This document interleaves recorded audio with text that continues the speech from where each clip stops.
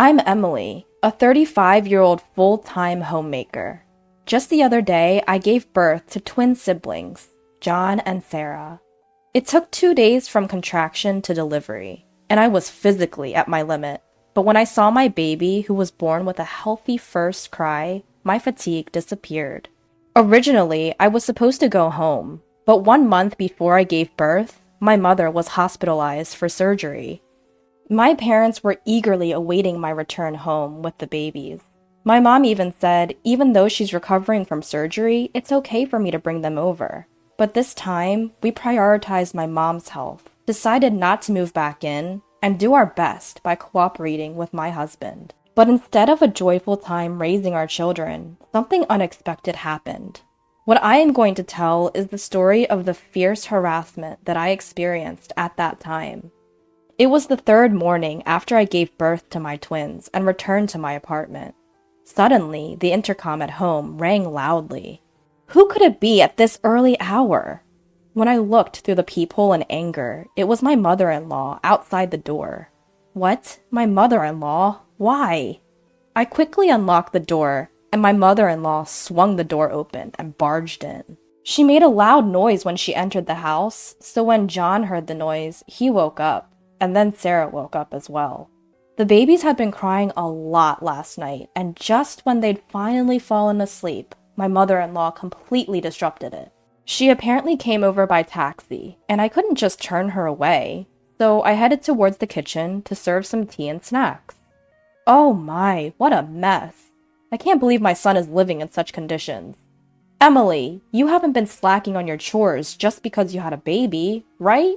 My mother-in-law was like the annoying mother-in-law in a classic TV drama, tracing her finger along the windowsills to see if there was any dust.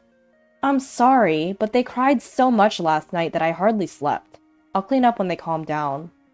As I was trying to console the crying twins, my mother-in-law swatted my hand away, took the babies, and said, I'll take care of the twins. Sleepless night? Doesn't matter.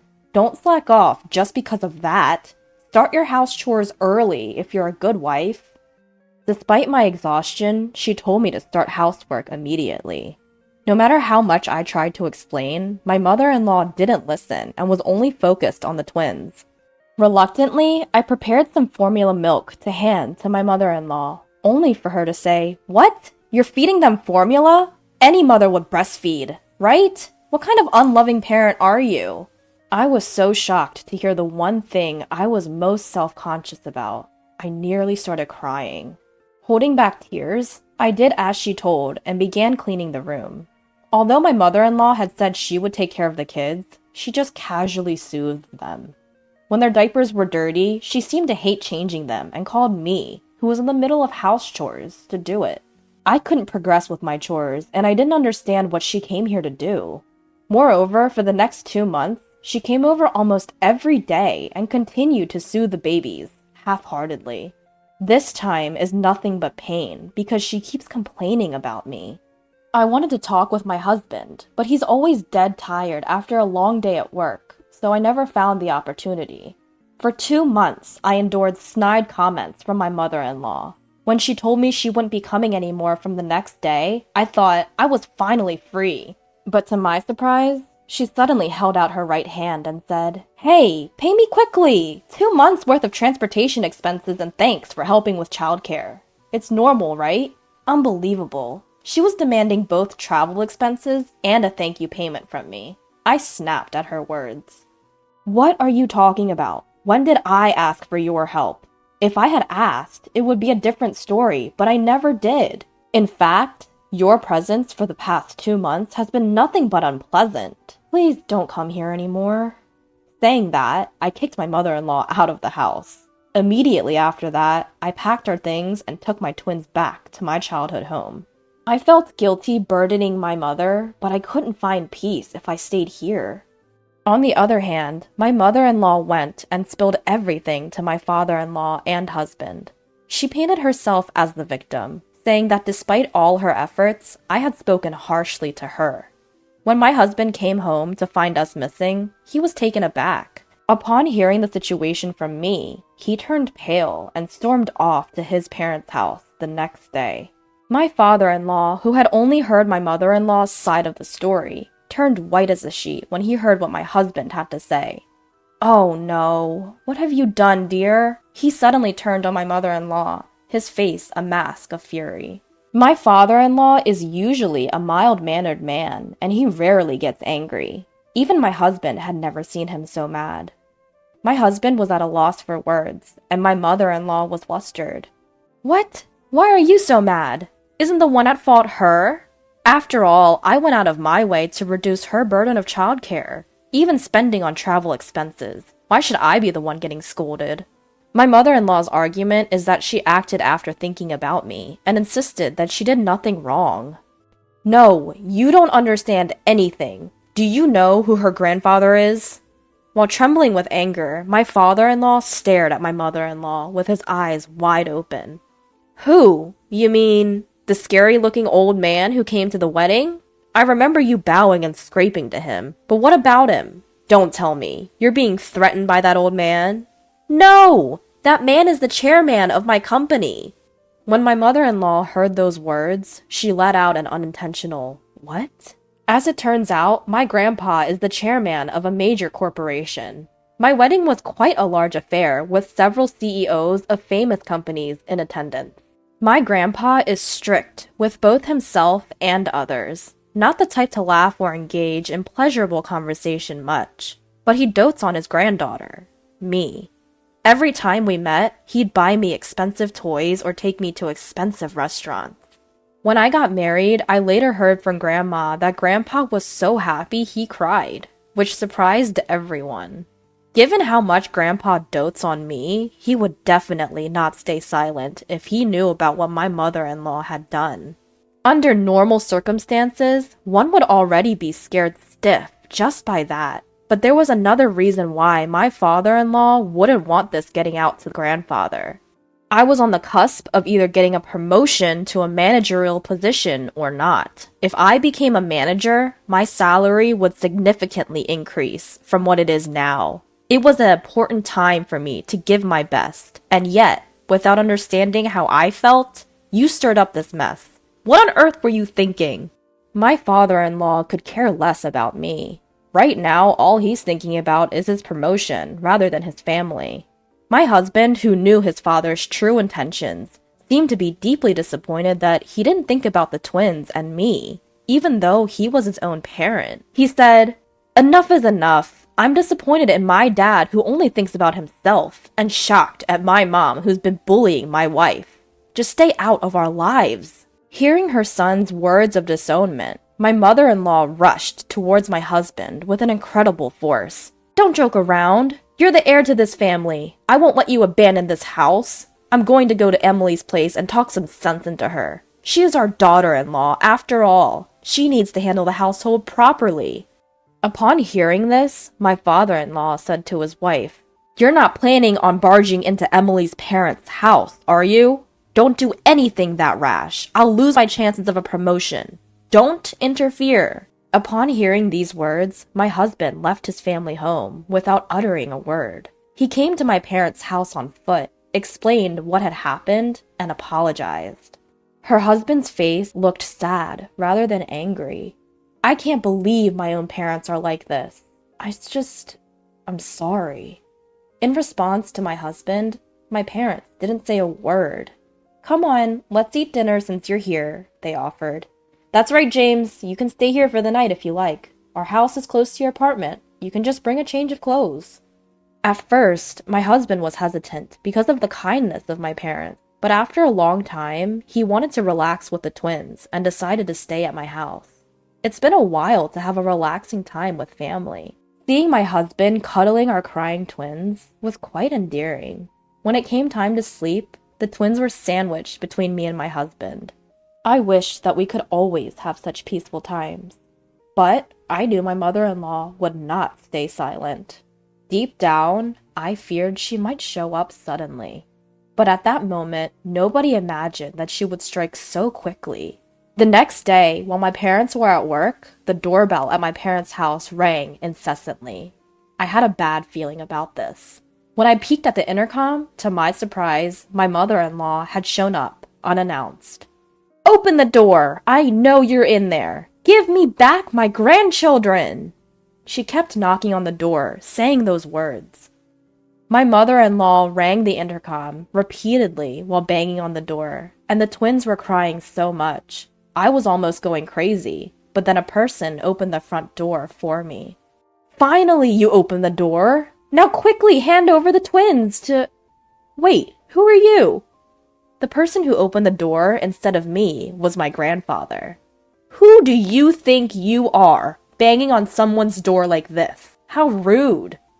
Whether my grandfather was angry or not, he spoke with a stern voice to my mother-in-law.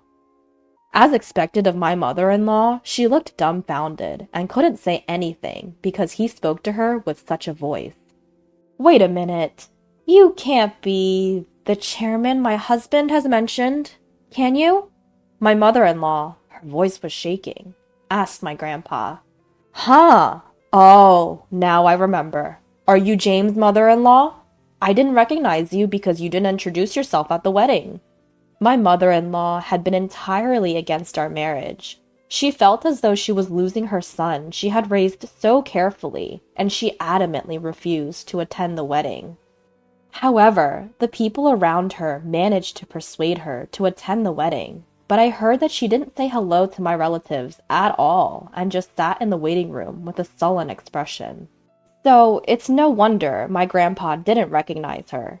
When he realized she was my mother-in-law, my grandpa's face turned even more intimidating, and he stared at my mother-in-law, who was trembling. I had previously told my grandfather everything I had been through. He probably expected my mother-in-law to burst into the house, which is why he had been staying here for a while.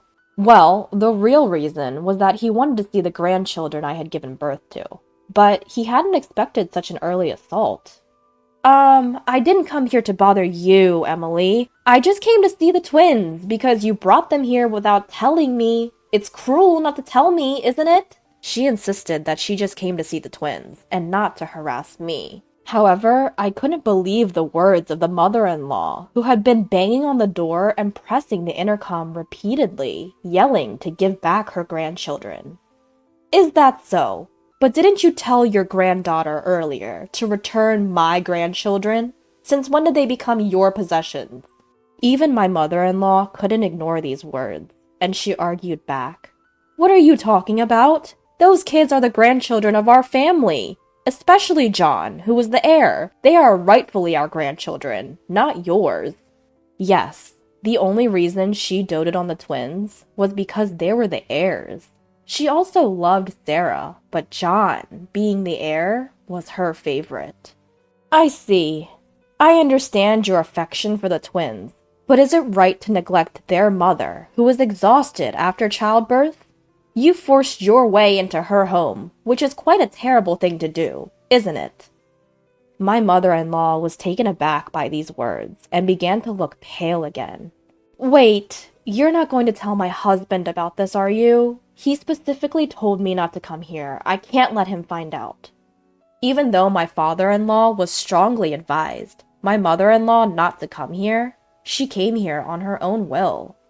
If her husband found out, she might even be got divorce papers. So she begged him to keep her visit a secret. But there was no way he could accommodate such a request. He said to the flustered mother-in-law, "What are you talking about? There's no need to hide anything, especially if there's something to feel guilty about. I'll let your husband know that you came to visit us.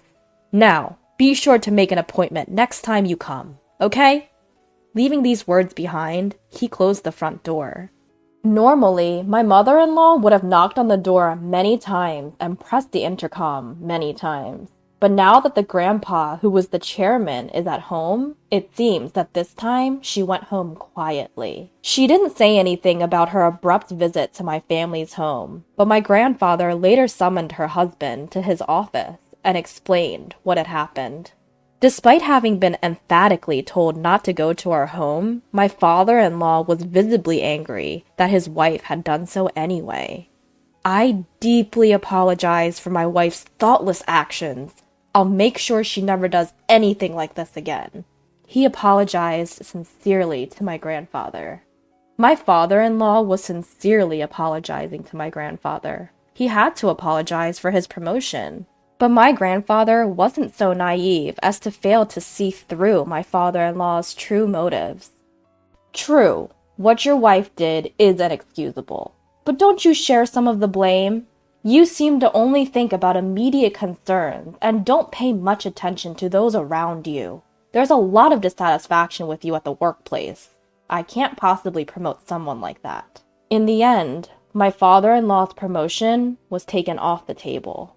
Thinking that he couldn't get promoted because of his wife, my father-in-law went home, gave his wife an earful, and slammed down a completed divorce paper on the table before packing his bags and leaving. Until now, my mother-in-law has lived only on my father-in-law's salary, so if he abandons her, she will not be able to live in the future. She tried to persuade him, but it was too late. The damage had been done and was beyond repair. All of this happened because of that woman. She should never have married my beloved James. I can't forgive her. I'll never forgive her. Having lost everything, my mother-in-law went on a rampage and stormed my parents' home. She banged on the door and shouted at the top of her voice, "I've lost everything because of you. If only you weren't here. Give me back my grandchildren. Give me back James." It was already past 9 p.m. It's extremely insane to bang on the door while yelling at a time like this. Unable to endure it any longer, my husband called the police. My mother-in-law was taken to the police station in a squad car. To the very end, he apologized to my parents and my grandfather for causing trouble, but they knew that my husband was not at fault. Feeling relieved that peace had finally returned to our home was a refreshing feeling. Hopefully, no one will bother us anymore. It would be nice to finally live peacefully. It was regrettable that things had turned out this way, but knowing that we could finally focus on raising our kids in peace, I felt a sense of relief. Afterwards, my in-laws divorced. My mother-in-law returned to her parents' home. The home where my mother-in-law was living was in a remote rural area, much like Nebraska, where only a few buses run per day. Without a driver's license, it wouldn't be easy for my mother-in-law to travel here. My mother-in-law, who had been so eager to have her grandchildren all to herself, seemed to be having a hard time living without seeing them. She apparently repeatedly begged my husband to let her see the grandchildren and to make up with me. But my husband, unable to forgive his self-centered mother, blocked her calls. My mother-in-law, who was unable to meet her grandchildren and was cut off from her son, became completely absent-minded. It seems that her parents didn't say anything to sympathize with my mother-in-law. Having truly lost everything, my mother-in-law locked herself in her room, crying tears of regret every day.